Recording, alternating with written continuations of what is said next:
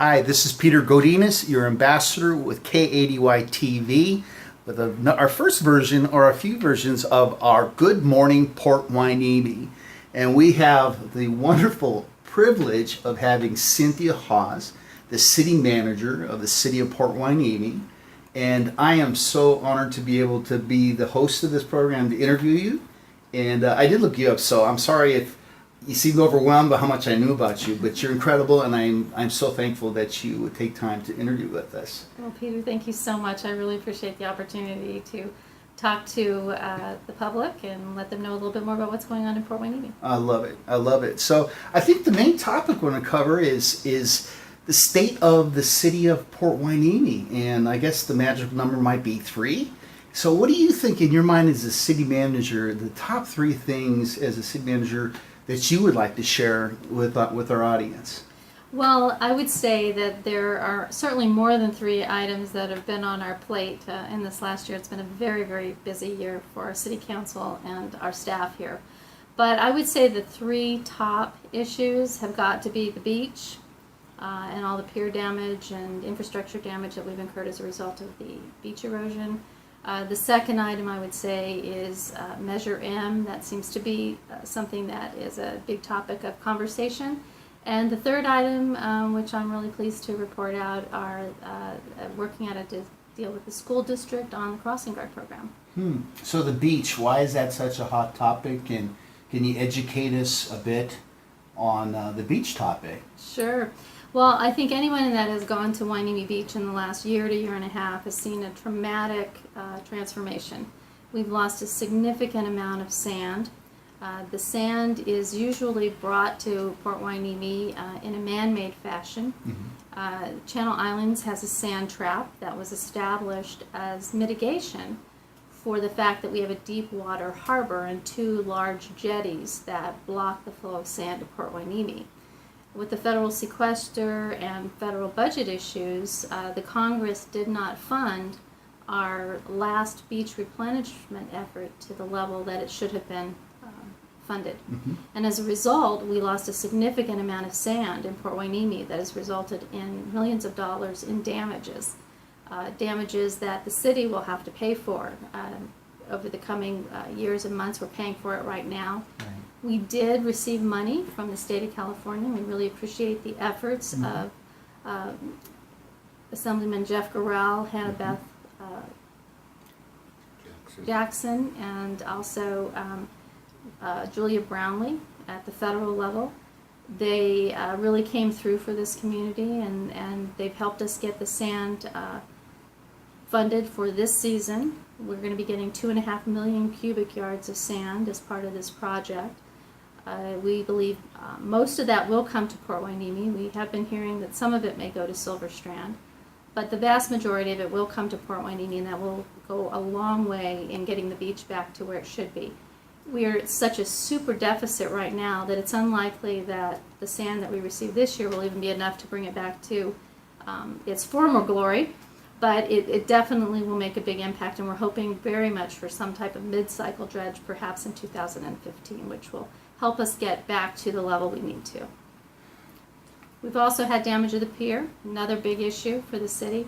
We've had to close the pier earlier this year as a result of potentially some faulty pier pilings and a combination of the storms we've had this year and the loss of sand. We lost enough pilings on the pier that we actually had to close it.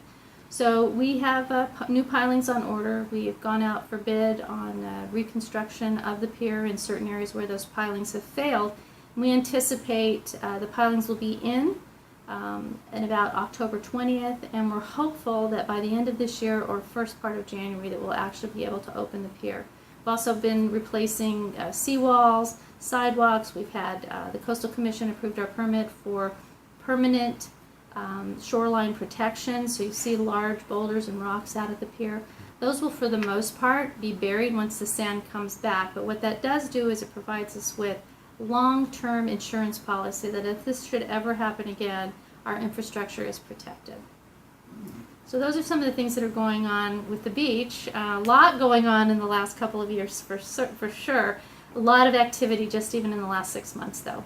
Now with the beach and the pier, what kind of support do you think you need from the people who are viewing this? I see you and your staff really working hard, and maybe it's a funny question, but what would your plea be for the people viewing? And obviously some encouraging words would be nice, but what would you say you need from the community to be in synergy to what you're trying to create here?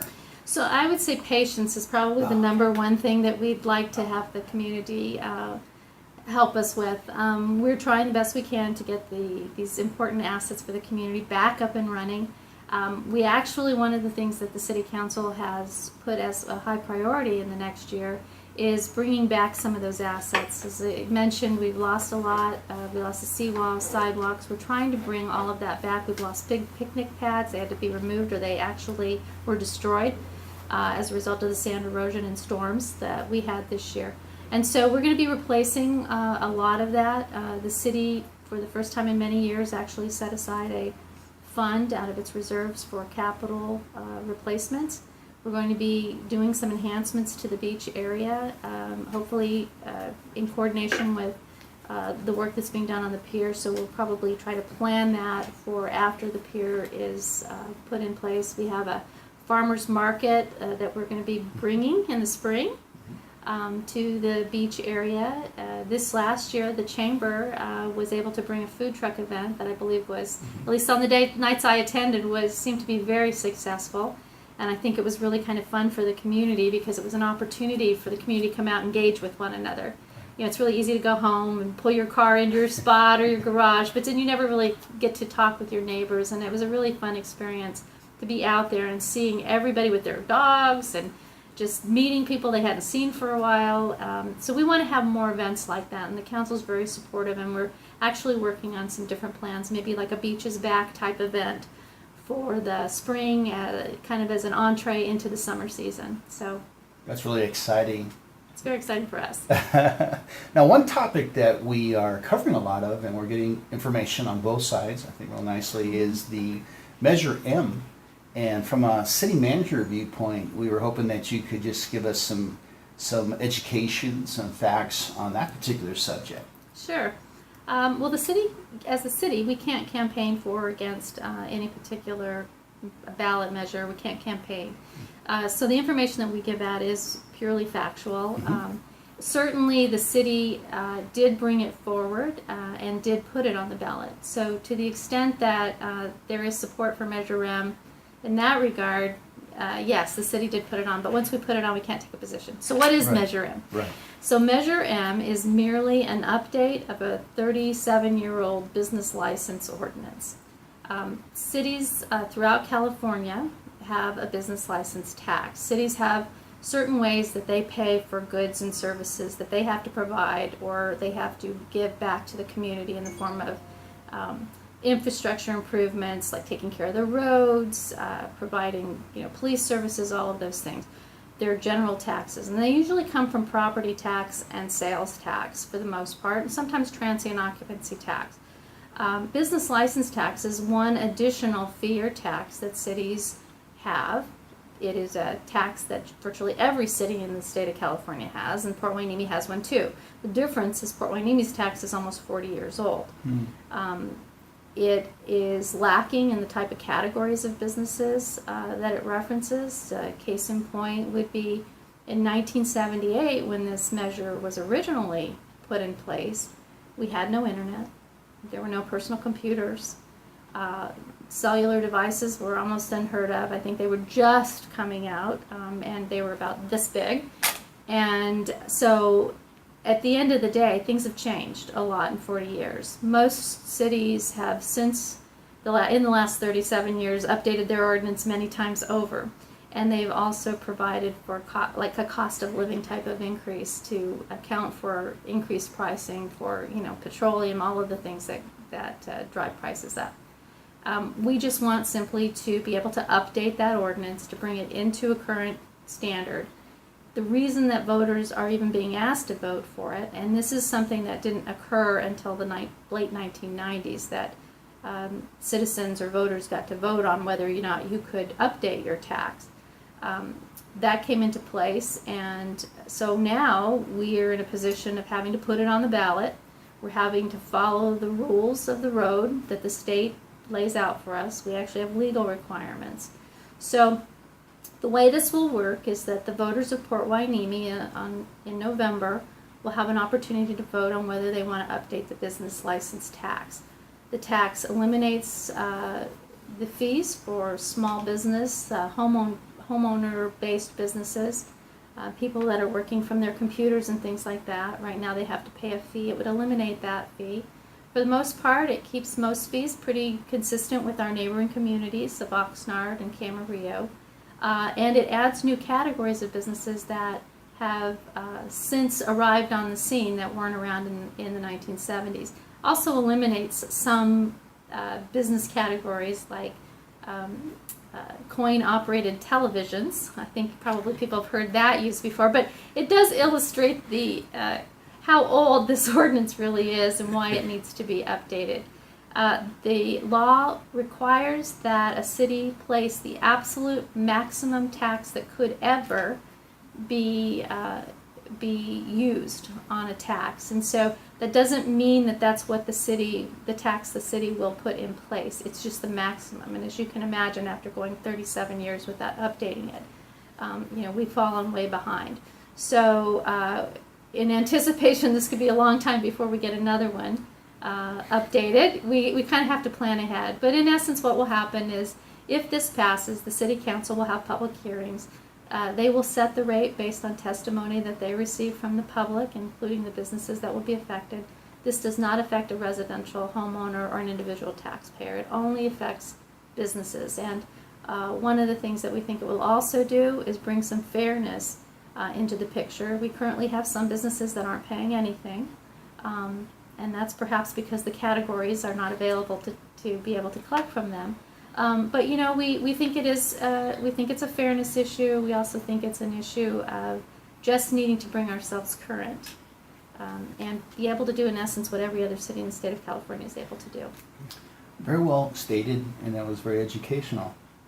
So another topic that seems small but very important, because I think it involves children, is the cross guard, if I'm stating that right. That's a real important topic here in the city of Port Hueneme. Can you educate us a bit on that topic and some of the details as a city manager? Sure.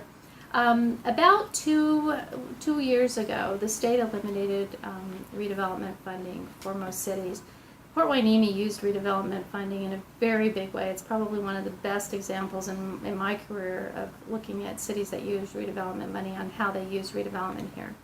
That went away. State took that away, and when they did, that meant that any projects that were being funded with redevelopment funds or any expenses that could be funded through redevelopment now would have to be funded with the city's general fund. And so a couple of years ago, the previous interim city manager asked or approached the school district to see if they could get some assistance with funding the crossing guard programs. That's something that actually is very typical in the state of California, to have cities and school districts either work together or in many cases school districts fund school crossing guard programs on their own. Mm-hmm. So we started talking with them a couple of years ago.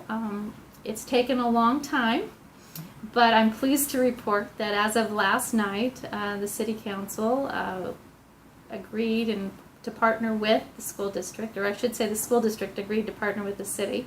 And we're going to, in a equal partnership, fund the crossing guard program again. So I'm really pleased. We're hopeful to get those crossing guards out there in the next probably few weeks. We have a couple of agreements we have to work out with a company that we've found that does most of the crossing guard programs in California. There's certainly 150 agencies are working with them in Southern California alone.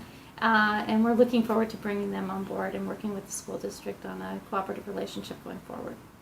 Now that was three real important topics that you covered, and I know there's more, and as you say, there's more than just the three. Was there any other subject you think would be important, at least for this venue, that you wanted to cover?